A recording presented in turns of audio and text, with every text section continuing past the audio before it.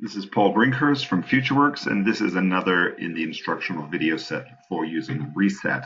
In this video, we're going to talk about creating assessment opportunities or time points. Creating time points is done by the case manager for an employee. And really, it's up to the case manager to decide how often to do assessments, unless there's a company policy dictating that for them. Only the case manager assigned to an employee can create the time points for that employee.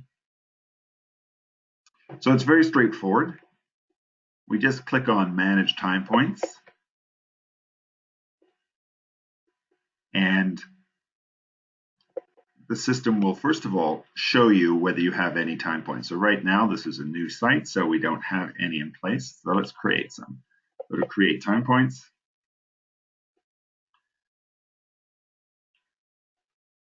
Oh, and I just realized that I'm logged in as a site manager, and the site manager doesn't have any employees assigned to them as case manager.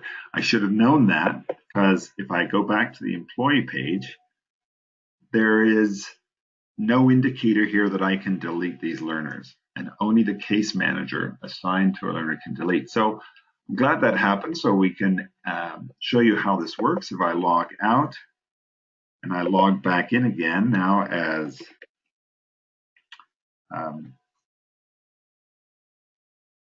Fred Bender ReSET.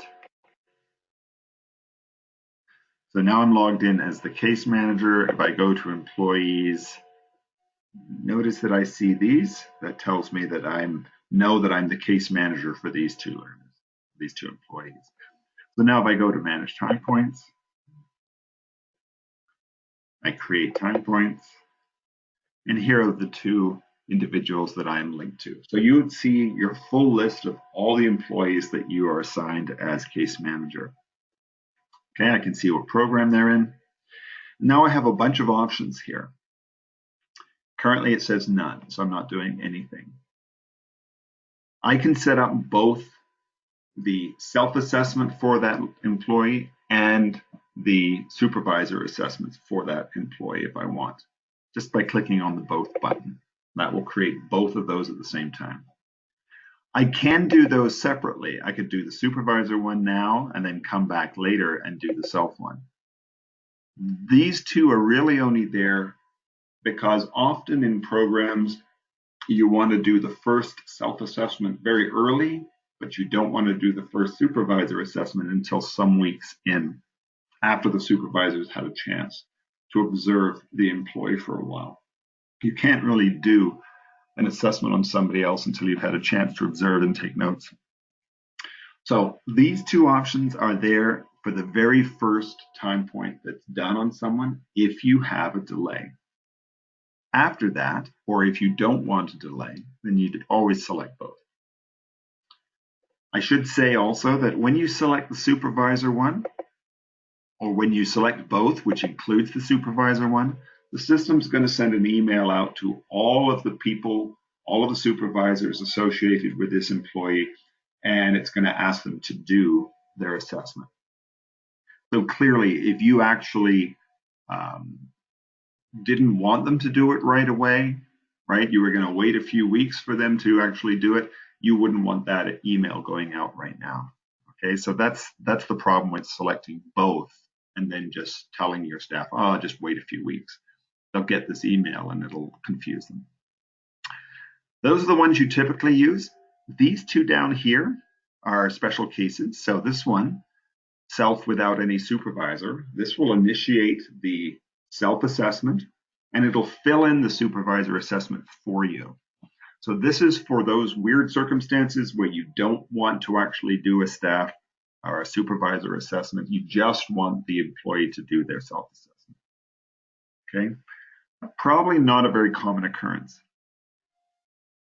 This one, supervisor without any self, is the reverse. So the supervisors are going to complete the assessment and you don't want the self-assessment. Again, quite a rare circumstance.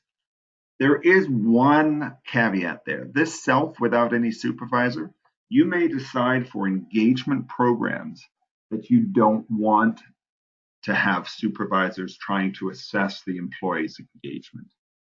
The engagement program is really all about trying to improve the employee's engagement, listening to what they have to say, understanding how they feel about their engagement. I think the only reason you might do the supervisor assessment there is just to see whether you are judging somebody's engagement correctly. Right? You may think that they're engaged and they're reporting really low engagement. So you could learn and improve how well you can judge somebody's engagement. But I'm not sure that supervisor assessment of engagement is necessarily that helpful. That's quite different from the skills development program, where ultimately the supervisor's assessment of skills are the critical assessments. In any event, what you're going to do is select one of these buttons. I'm going to select both for both of them. Click Submit. It tells you those time points have been created. It takes you back to this page in case you need to do anything else. But if I click on Manage Time Points, I can now see that I have these created and ready to go. I can also tell that they're not completed yet. If they were completed, there'd be a link next to this that will take me to the results.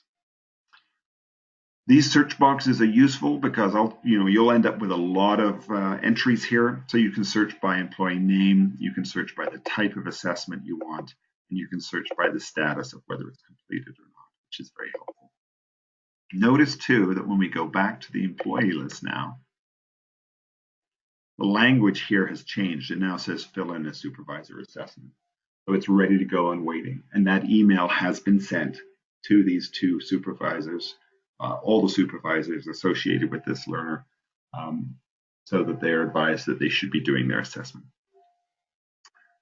That ends this particular video. There is another video on self and supervisor assessments showing how that process actually takes place.